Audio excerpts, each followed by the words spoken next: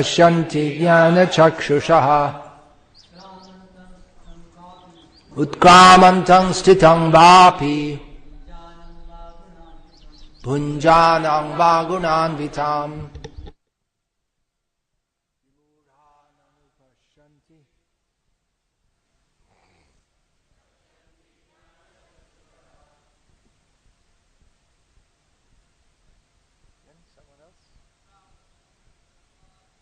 Utkramantam sthitam vapi bhunjanam vagunanvitam vimudhananu pasyanti jnana chakshushaha. Did you study with the Gurukul boys? They learned this 15th chapter? This verse, not the whole chapter. They learned this verse. Not the meaning, only the verses. So any of them are here? Can chant? Like to chant? This verse? Utkramantam chant? Utkramantam sthitam vapi bhunjanam vagunanvitam vimudhananu pasyanti jnana chakshushaha.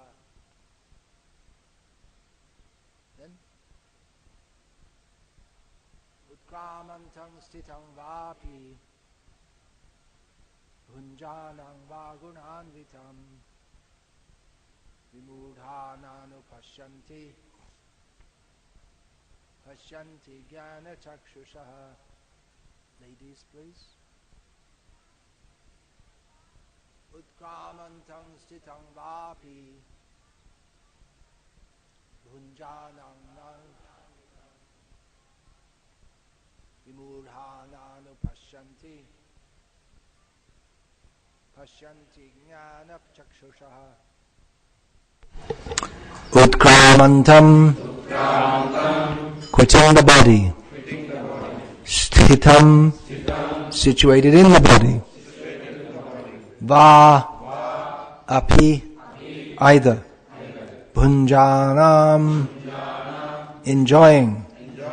Va, or. Guna, anvitam, under the spell of the modes of material nature. Vimudha, foolish persons. Na, never. Anupashyanti, can see. Pashyanti, can see. Jnana chakshushaha, those who have the eyes of knowledge.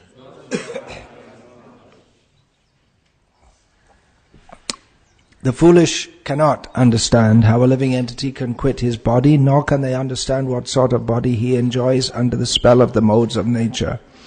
But one whose eyes are trained in knowledge can see all this. Purport. The word jnana chakshushaha is very significant. Without knowledge, one cannot understand how a living entity leaves his present body, nor what form of body he is going to take in the next life, nor even why he is living in a particular type of body. This requires a great amount of knowledge understood from Bhagavad Gita and similar literatures heard from a bona fide spiritual master. One who is trying to perceive all these things is fortunate. Every living entity is quitting his body under certain circumstances. He is living under certain circumstances, and he is enjoying under certain circumstances, under the spell of material nature. As a result, he is suffering different kinds of happiness and distress under the illusion of sense enjoyment. Persons who are everlastingly fooled by lust and desire lose all power to understand their change of body and their stay in a particular body. They cannot comprehend it. Those who have developed spiritual knowledge, however, can see that the spirit is different from the body and is changing its body and enjoying in different ways. A person in such knowledge can understand how the conditioned living entity is suffering in this material existence. Therefore, those who are highly developed in Krishna consciousness try their best to give this knowledge to the people in general, for their conditional life is very much troublesome. They should come out of it and be Krishna conscious and liberate themselves to transfer to the spiritual world.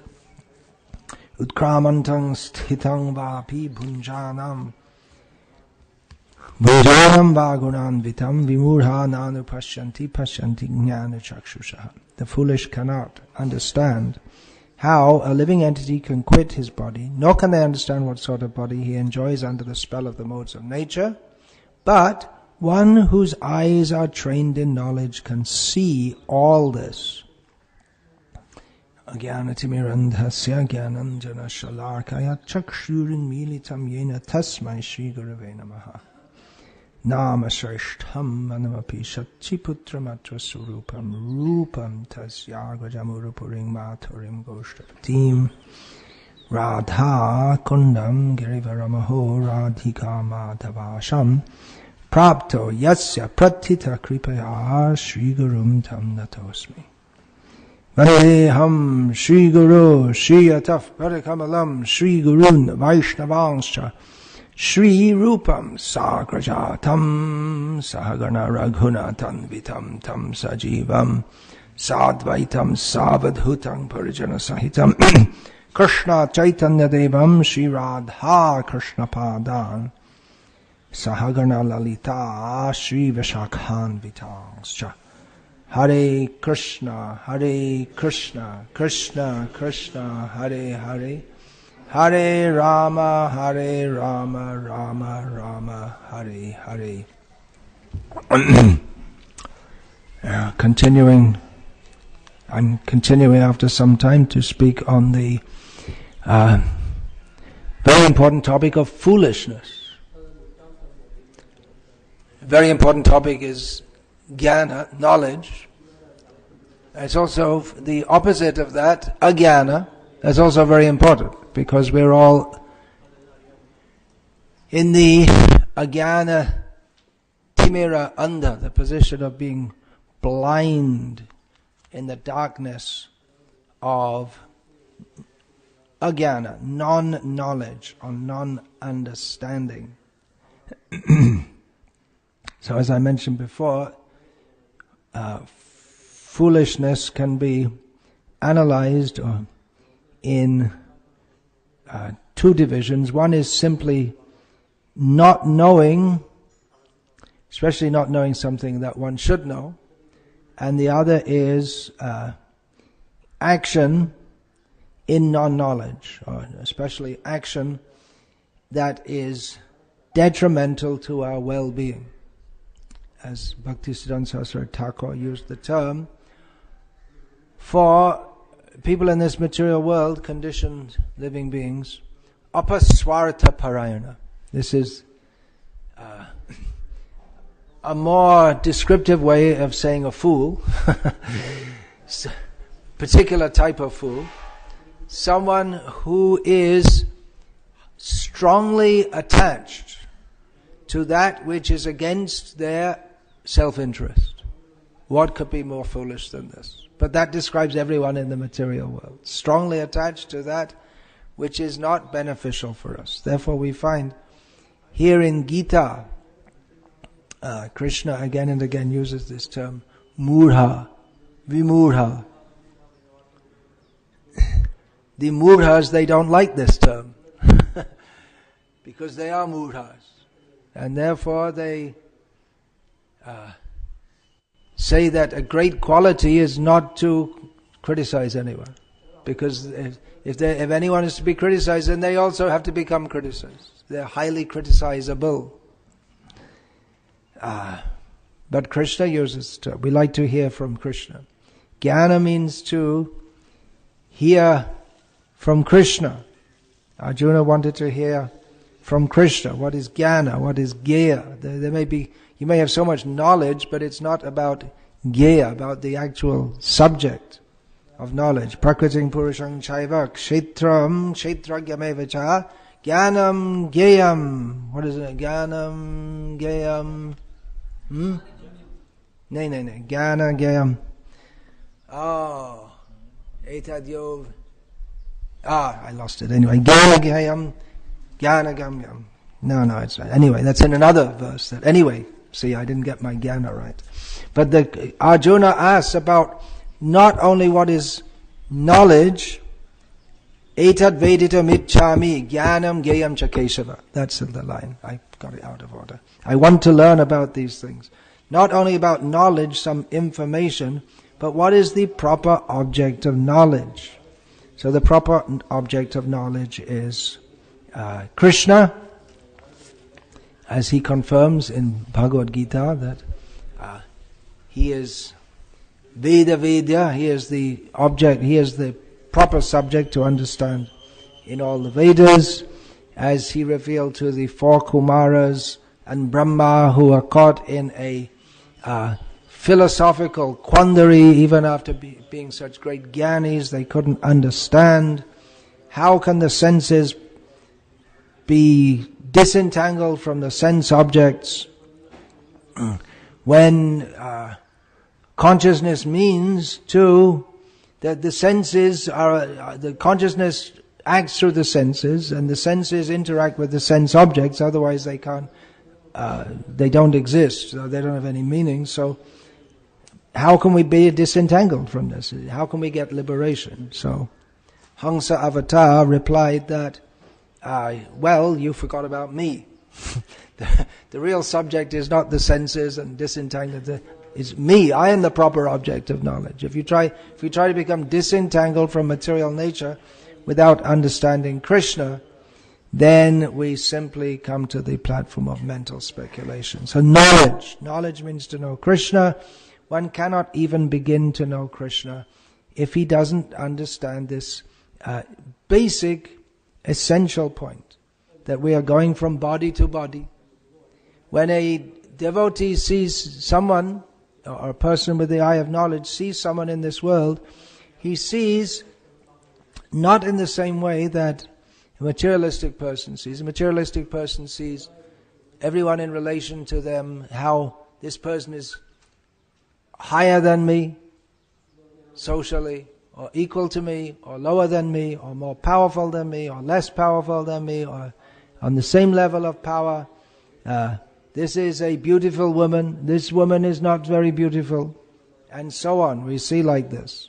But a devotee sees this person has received this particular kind of body under the modes of nature, and is suffering and enjoying in this way. So this is the beginning of transcendental knowledge. Of course, this term mudha, Krishna also uses in relationship with himself. Avajananti mang mudha. Those, they do not know me properly. Those who say, manushing tanamashritam. Those who think that I am now sheltered in a human body. That's another part of understanding how we go from body to body to body, the conditioned souls, but it's also essential to understand that Krishna is not like that. Part of understanding how we go from body to body to body, or the next stage up, is to understand that Krishna doesn't do that. Krishna doesn't change body to body to body. Krishna is beyond all this. There's no question of Krishna being in a body. Dehi deha vibhagoyam neshvare vidyate kvachit.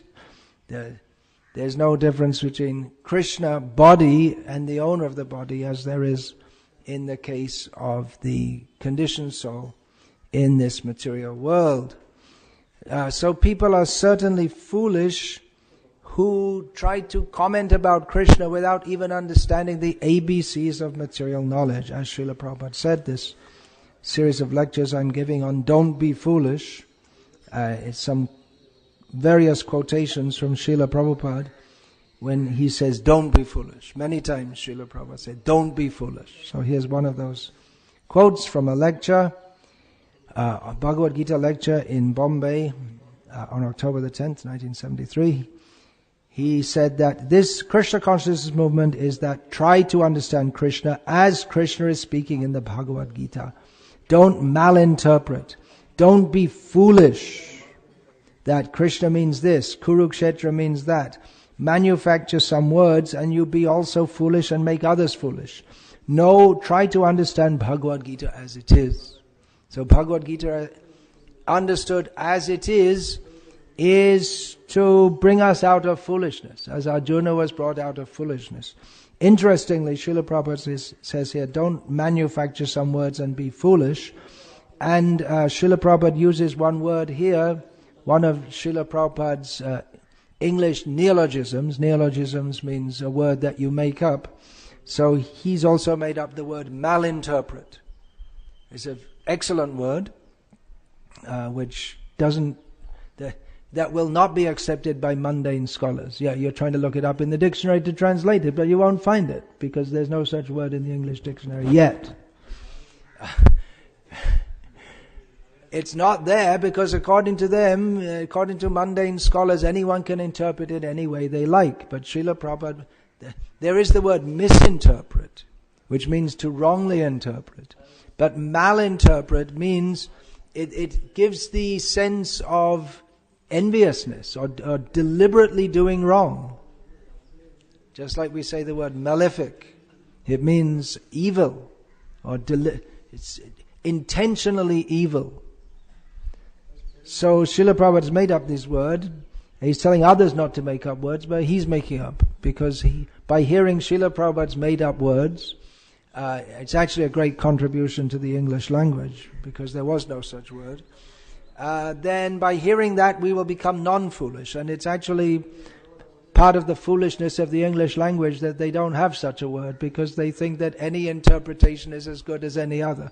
Misinterpret, they would say that is in terms, in linguistics, you could, in translating one language from another, you could misinterpret, or you could misunderstand someone's intention. But in the field of philosophy, they think that it's all speculative, and then anyone can interpret it in their own way, so there's no such thing as misinterpretation, it's just different opinions. Then what's the point of having any philosophy at all?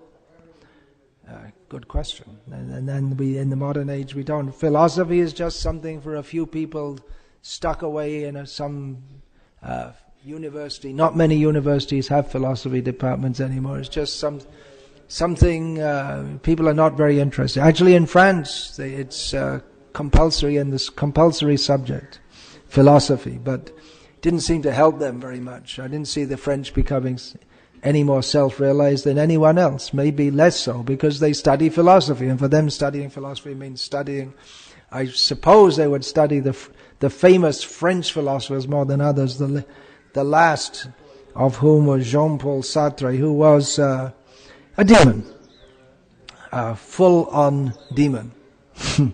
And even one of his pupils was Pol Pot, who outdid Hitler in his atrocities, in killing literally millions of people. One of his students in the university. So Srila Prabhupada says, don't be foolish to malinterpret Bhagavad Gita. Srila Prabhupada is very specific here. The Bhagavad Gita is to be understood in terms of devotional service. It is to be understood that Krishna is the Supreme Person and we are to surrender to Him, and any other interpretation is malinterpretation. That means that we want to avoid Krishna. We think it's right, but that what we think is right that is born from a sense of envy of Krishna. So it's not just misinterpretation, it's malinterpretation. And it becomes foolishness. Then we say Krishna means this, Krishna means that, Kurukshetra means something else. This was, Srila Prabhupada took exception to the interpretation of Mahatma Gandhi, saying that Kurukshetra means the body and the 5 Pandavas mean the 5 senses, and just complete concoction. But no one is interested in Gandhi's interpretation, and they come in and out of fashion, these things. Tilak's interpretation was very influential, and I suppose it still is. Not that people read it, but the idea that for anyone who's interested in Bhagavad Gita. It definitely was influential up until a generation ago, because everyone you meet who thinks they know Bhagavad Gita, they say, Karmanyevadhikaraste, and that for them is the whole message of the Gita. Work like an ass. That's all you have to do. That is the message of the Gita. Shankara's interpretation, undoubtedly, because he's more powerful than Mahatma Gandhi or Lokmanya Tilak. His interpretation is the mother of all malinterpretations. It's going on up to the present day. Of course, if we read his Gita commentary, in the very first verse, he says, Narayana Parovyaktat, but somehow or other that gets lost on the people who are very eager to deny that Krishna is the Supreme Personality of Godhead. So Srila Prabhupada says here, don't be foolish. Accept Bhagavad Gita as it is. In Gita also we find Krishna says, Asangshayang samagrang ma yatha gyasasi tachrino. Now you hear from me. If you hear from me, all your doubts will be slashed. And these doubts may tend to come if we hear from non-devotees. It's a fact of material existence, at least, that people tend to be influenced by their association. Someone if he's in a group of devotees, he'll say very strongly, yes, Krishna is supreme, but he may be afraid to do so in a group of non-devotees, because he feels, they won't like it. I'll become unpopular. They'll blame me. They'll chastise me. So if we associate with non-devotees, then we may want to speak in a manner that we think will please them. But we have to present Bhagavad Gita as it is. Of course, in preaching we may speak in a manner that can attract their attention and then bring them to the point, but not just remain on the speaking in a foolish way. If we manufacture some interpretation of Bhagavad Gita, then we become foolish and we make others foolish. So Srila Prabhupada was always speaking practically the same topics over and over and over again, because if we understand these basic topics, then we'll be fixed in Krishna consciousness. We're not the body, we're eternal soul, we're eternal servants of Krishna. Krishna is the Supreme Personality of Godhead. This material world is miserable. We should not remain here. We should chant the holy names with no material desires and come out of it. But we have so many doubts. Doubts due to demoniac propensity, due to bad association, we can say these different reasons are there. While reading, I believe it was some Sri Vaishnava literature, I came across this point that Dvivida was a well-known figure in Ram Leela and appeared also in Krishna Leela. In Ram Leela, he's on the side of Ram as a great devotee. On Krishna Leela, he's just a disturbance and eventually gets killed by Balaram. So he went from being a devotee to being a demon. And the Sri Vaishnava commentators analyze that when Dvivida saw on the battlefield of Lanka that Lakshman was appeared to be dead, being struck by the weapon of Indrajit, then Dvivida had some doubts about the Bhagavata, the divinity of Lakshman. And from that doubt, because he didn't resolve that doubt, that the seed of offense arose within him, which eventually fructified in his behaving in a vulgar way before Lord Balaram and being killed. Now, doubt is not wholly proscribed. It is doubt is also the platform on which our understanding may become stronger. Just like Arjuna was in doubt, he was ready to fight. He went to Kurukshetra to fight. Then a doubt arose within his heart. But then after hearing from Krishna, then his resolve to fight became stronger than even previously. Before he had a general sense of why he should fight, but afterward, Nashto moha smriti labdha. All his illusion was destroyed, and he was ready to perform Krishna's instruction. So doubts, if raised, they can actually form the platform on which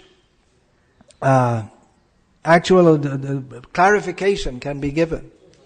So in that sense, Shankaracharya has done a great service to Vaishnavism by formulating a philosophy of non-Vaishnavism, which it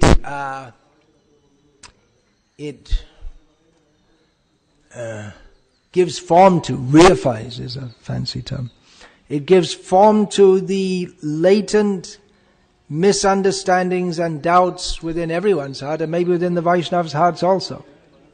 He states it, and by stating it explicitly, that which is implicit within everyone's mind, he states it explicitly and then gives a platform by which the Vaishnava acharyas can come in and just smash it to pieces.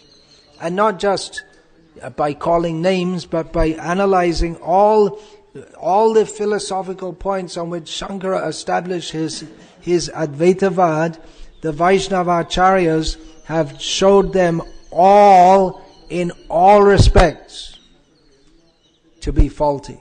And in this way, they have established Vaishnavism. So doubt is not foolish, but to not have those doubts cleared, that is foolish.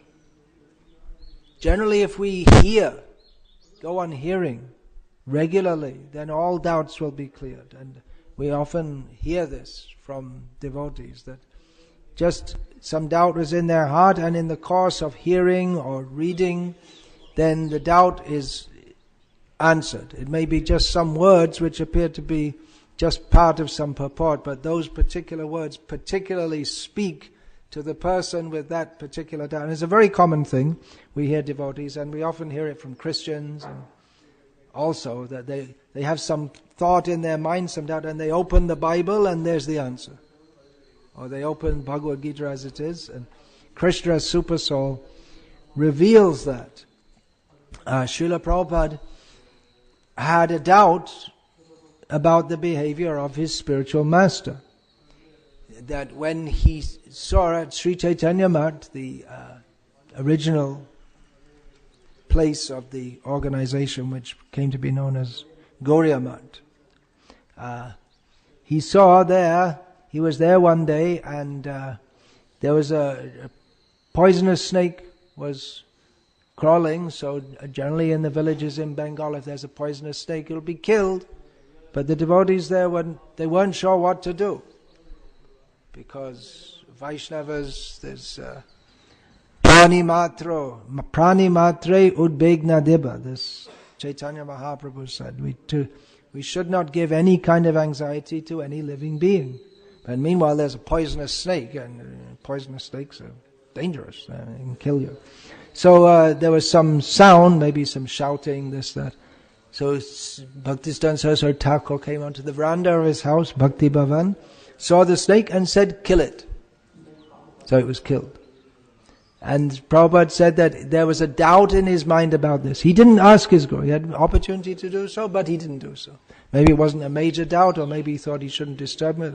Maybe he was afraid. We don't know, because Bhaktisiddhanta Saraswati Thakur was a very imposing figure. We can't imagine Abhay being afraid, but Bhaktisiddhanta, just like Krishna is described as being filled by fear personified. Anyway, we can only better not to speculate. So anyway, as Srila Prabhupada was reading the Bhagavatam, going through it systematically, he came across Prahlad Maharaj's instruction that, what is that? Modeta sadhurapi vrischika sarapa hatya. That even a sadhu becomes pleased if a snake or a scorpion is killed. And that was stated in relationship to Hiranyakashipu. So then Prabhupada was satisfied that yes, there's shastric grounds for this. Of course, there's also the famous story of the sadhu who carries the scorpion over the river, and the scorpion bites him. You know that story. The Swabhav, the story of this sadhu is going to cross the river. The scorpion asks for a lift. And he said, "Can you carry me?" He said, "Well, you're a scorpion and you're going to bite." He said, "Well, I'll try not." And halfway across the river, the scorpion bites. He said, "Oh, you bit me." He said, "Yeah, I knew you were going to bite because you're a scorpion. It's your nature to bite, but it's my nature as a sadhu to help people." So, unchangeable nature. So, of course, a Vaishnava wouldn't do that because he'll kill the scorpion because we have to serve Krishna with this body. So that doubt was there in the heart of Srila Prabhupada, and it was by seeing the shastric evidence. There wasn't enough of a doubt for him to give up his faith in Bhaktisiddhanta Saraswati Thakur. But there may be so many things which are, because Vaishnavera Kriya Mudra Bigeha Na Bhujai. Everything a Vaishnav does can't be understood by others. There's a description in Srila Prabhupada Lilamrita of Srila Prabhupada. He would travel with his small deities of Radha Krishna at one point. And the arati would be performed daily, morning and evening. So one evening the arati was being performed by one of Prabhupada's disciples. And during the whole arati, Prabhupada didn't take any attention. He was just teasing Saraswati, the little daughter of Shyamasundar and Malati.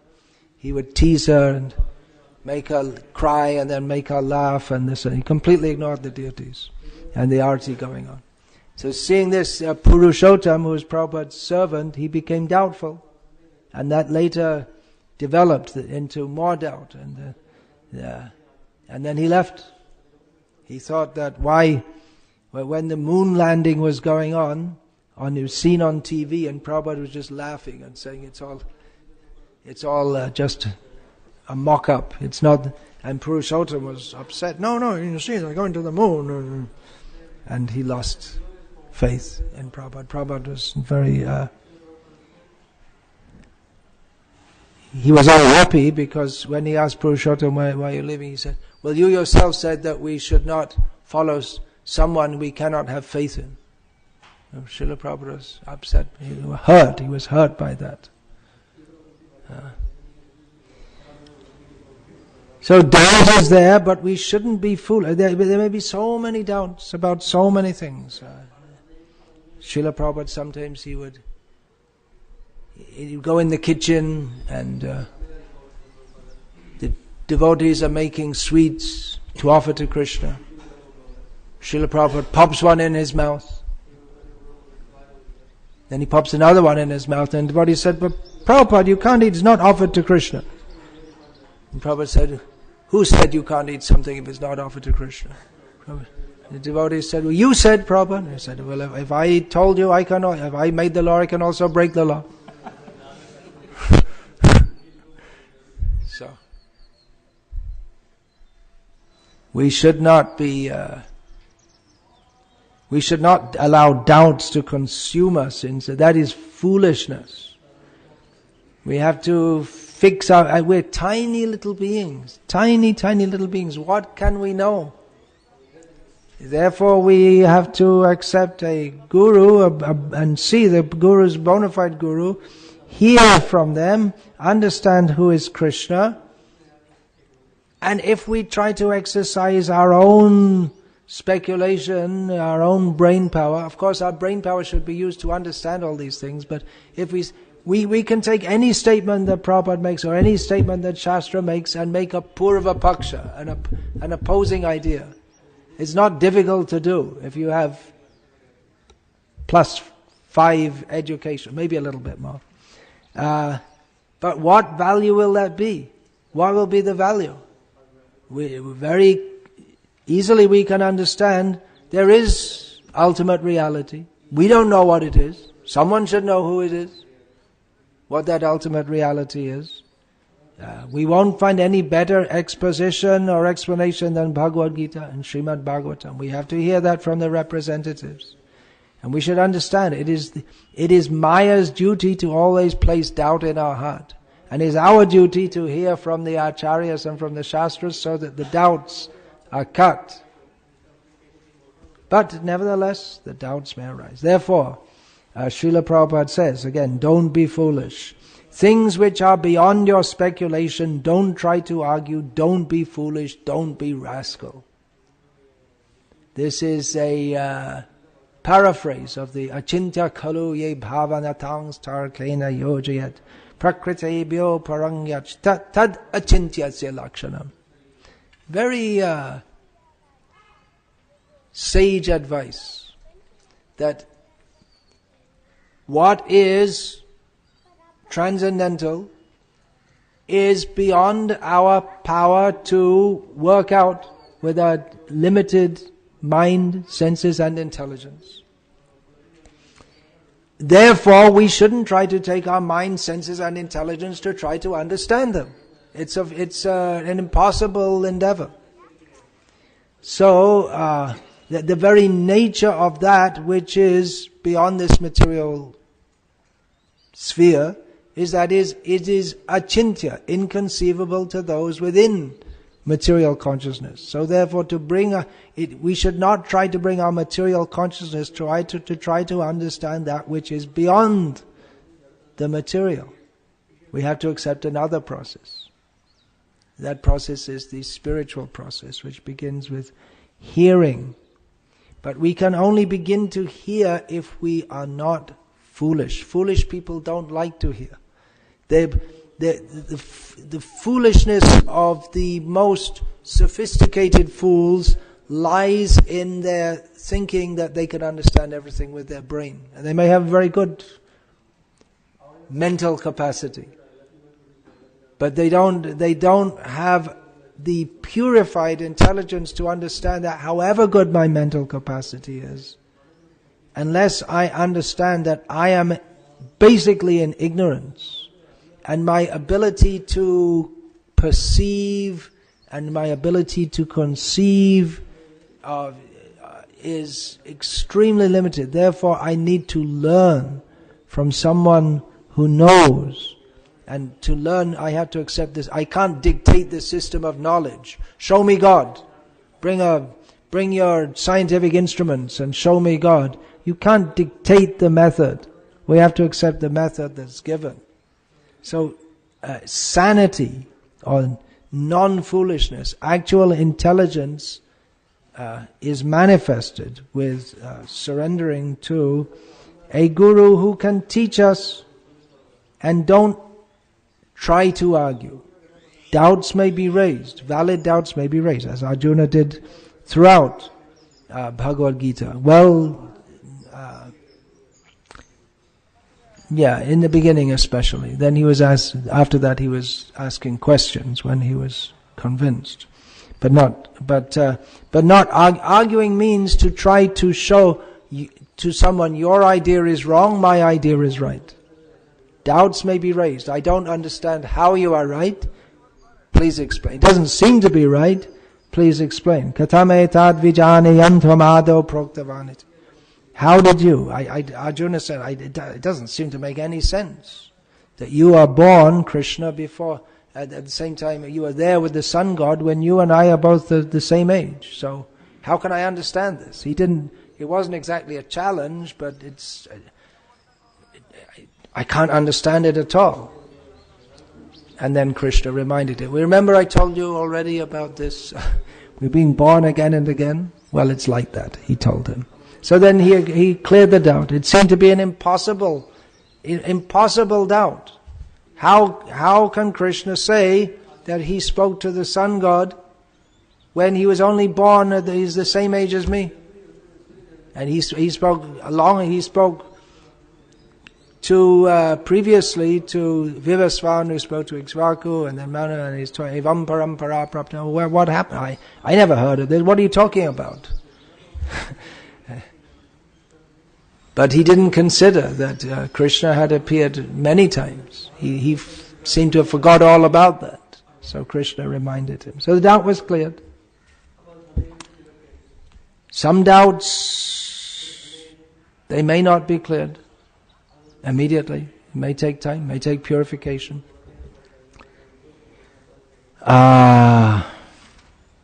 Some things, some people just can't understand because they're too contaminated. Just like we find people who are deeply contaminated by Mayavad, they just can't understand that Krishna is the Supreme Personality of Godhead. They can't get it. They don't have the mercy. They don't have enough mercy. That mercy is required to understand. Prasadalesha. What is that verse? How does that begin? Prasadal. Atapite deva padambuja dvayam prasadaleshanugrahita eva hi janati tattvam bhagavang svahimno nachanya eko picharang vichinvam. One who has a little drop of mercy from Krishna can understand all these points about him, how he is the Supreme Lord. Someone else can go on speculating for many lives and not understand anything about it. So it is intelligent to understand that we are dependent on the mercy of the Lord. There is a higher power than us.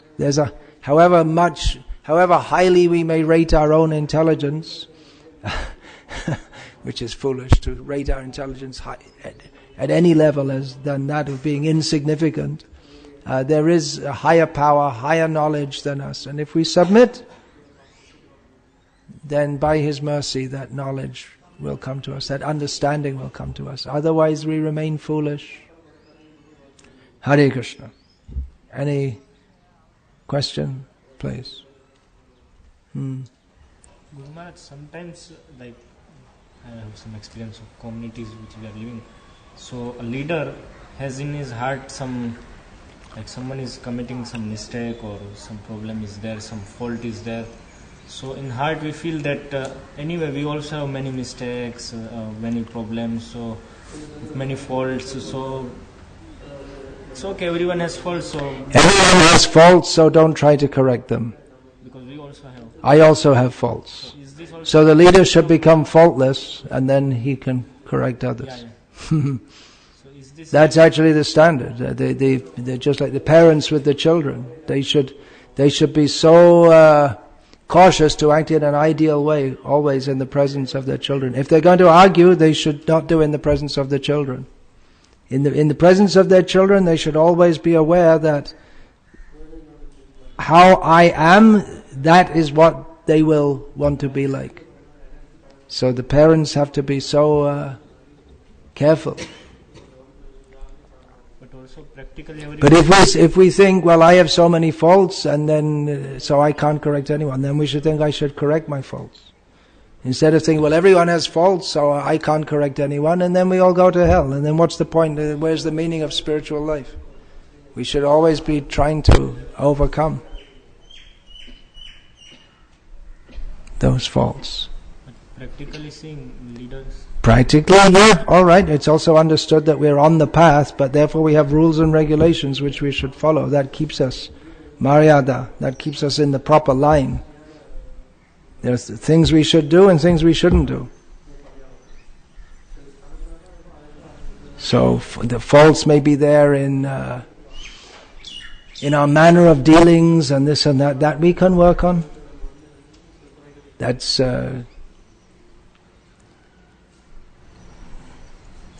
also how we deal with others in trying to correct them. That's also an important consideration. That we may also say to someone, I know I also have so many faults, but it's There's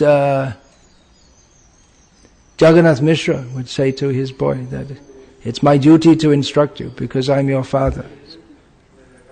No, that in a dream he was very strict, and then in a dream some godly person told him that, you see, you shouldn't be very strict with this boy. You don't know who he is. He's great personality. He's actually the Supreme Lord. He said, well, whoever he may be, I'm his father and it's my duty to correct him.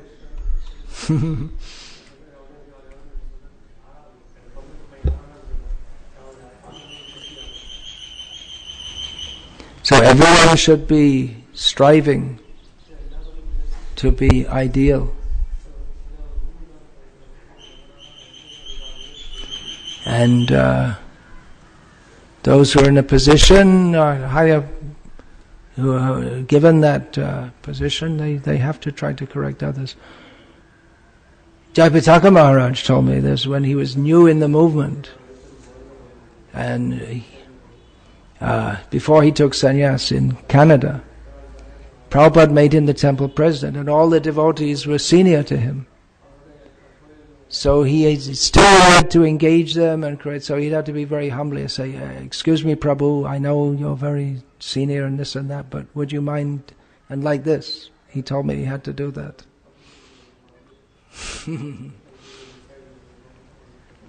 Also, there's Adi Keshav. They used to call him Adi the Kid. He was given sannyas at age 20. There were so many nicknames used to be there for not very flattering nicknames. Because there's Billy the Kid in American culture, cowboy. So, there was this big temple, this 14-story, actually for Manhattan it's not very big, but 14-story building in Manhattan which was made as a temple, and there were about 200 devotees living there. And Srila Prabhupada made Adi Keshava the temple president. But he was only 20 years old. He gave him sannyas. He said, unless I give you sannyas, no one will listen to you. So there are some transcendental management tricks of Srila Prabhupada also.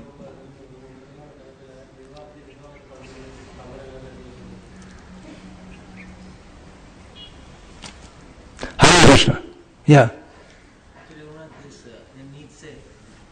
In his career, career, that's really the word. The word career, another meaning of it is just like a car on ice. It's out of control and it's just going here and there. So, Nietzsche's career, he was really the wildest philosopher of the Western world. Isn't it? Well, Sartre gave him a good run for his money. Both very demoniac and wild people. Yeah. So he was going to musical concerts, he was meeting people, he was really open previously, and he was trying to solve his doubts. Yeah. But somehow he tested. Oh, that's, you're talking about Nietzsche, then that came in back to Godhead. That, I remember when that first came, that Prabhupada was discussing him, and Prabhupada said he didn't meet a guru.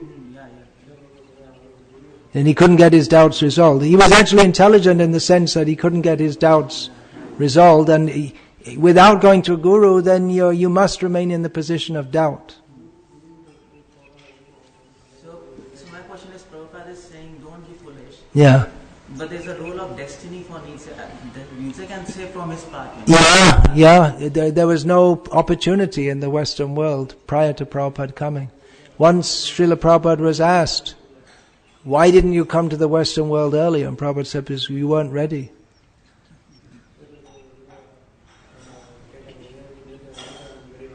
I don't think anyone was ready even when he came. He made them ready. There's Bhavananda told me once, he asked Prabhupada, he said that, he said that it states in Bhagavad Gita that only people with pious activities can take to devotional service, but we weren't pious. Prabhupada said, I have made your pious activities. He made them pious by inducing them to chant the Hare Krishna mantra, and that overrode all their impiety. But there was, by their destiny, there's actually no hope of any real progress. Something, if someone maybe if they become a Christian, they're in a somewhat better position than the people who are non-Christian. At least they had some faith in God, but somewhat better position. But not really much hope of any progress unless we come in contact with the devotees. That verse comes there twice in the Bhagavatam. What is that? Martyanam. I'm always remembering the middle line of the verses. Martyanam kimushashitaha. What is the beginning of that verse? Bhagavat Sangi Sangasya Martyanam kimutashishaha. Even a moment's association. Lavenapi tulayama lavenapi. Nam swargam na puna bhavam. Bhagavat Sangi Sangasya Martyanam kimutashishaha. This verse comes twice in the Bhagavatam. Once the Prajetas say to Shiva, and where else is that? Is that in the, I can't remember. So even a moment's association with a pure devotee is more valuable than going to the heavenly planets or even getting liberation from this material world. It's not comparable.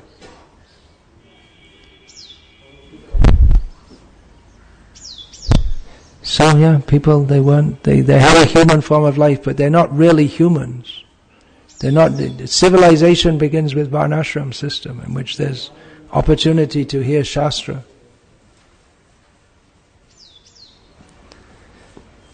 So, Srila Prabhupada writes in this purport, those who are highly developed in Krishna consciousness try their best to give this knowledge to the people in general, for their conditional life is very much troublesome. Should make people fortunate by giving this knowledge.